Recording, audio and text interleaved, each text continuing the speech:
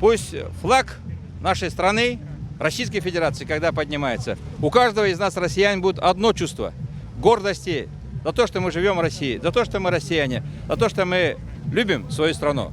И сегодня все ребята, которые пришли на велосипедах, вот Егор Афанасьевич нам старт дает, полны одного только – любви к своей родине.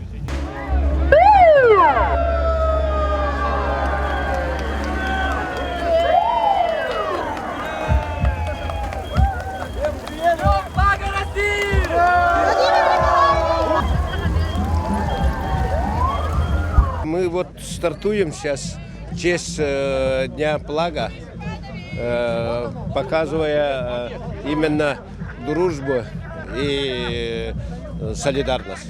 День флага, нашего флага, нашей страны. Мы приняли участие. Я все лето катаюсь на велосипеде и все время один. Ну а тут такая есть возможность со всеми этим